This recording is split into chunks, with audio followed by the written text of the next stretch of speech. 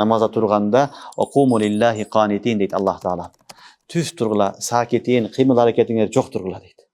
Биздин имам Абу Ханифа рахматуллахи алейх намазга турганда ушундай турат эле, устун сыяктуу болот эле. Кээ бир риwаяттарда, тарихи риwаяттарда келет, Абу Ханифа рахматуллахи алейх намаз окуганда үстүнө көгүшкөн келип конот эле. Ушундай көп тургандыгынан кошунасы ойлогон экен, ушул жерде бир устун бар деди. Абу Ханифа рахматуллахи алейх түнү туруп намаз окуганда ар дайым ушул кошунанын үйүндө ушул жерде устуну бар деп ойлогон экен, көлөкөсү түшүп турганда. Кийин билген экен Абу Ханифа рахматуллахи алейх каза болгондон кийин бул имам Абу Ханифа рахматуллахи алейх.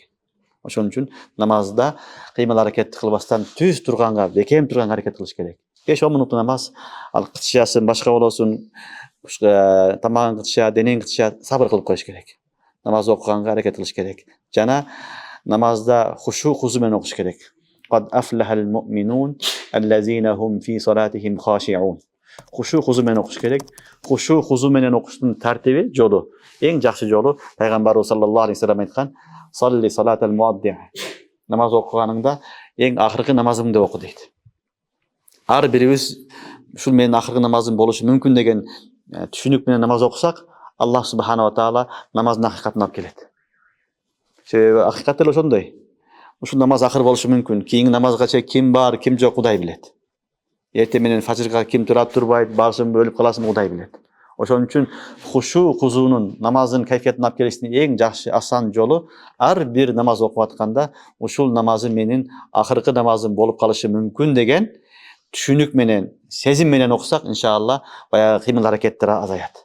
Кашынбай, тырманбай, көйнөгүндө ондомой, мындай сыпаттар жоголо баштайт. Ошон үчүн Аллаху акбар дегенде бүттү. Эми 5-10 мүнөт тердейсиң, кытышасың, башкасын эмне кылыш керек? Шайтан эми азгырат да, ага маани бербестен хушу хузуга кылгачтын жолу баягы сезим, акыры намаз болушу мүмкүн деген, анан окуган нерсеңерге таважжух кылгыла.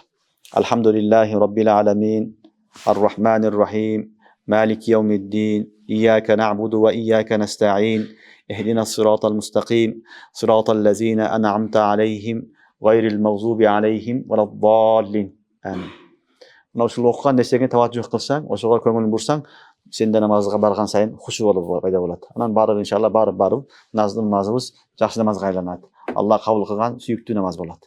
Түшүнүктүбү? Аллах субханала таала баарыбызга чырайлуу, таза, толук намаз окушуп тауфик берсин.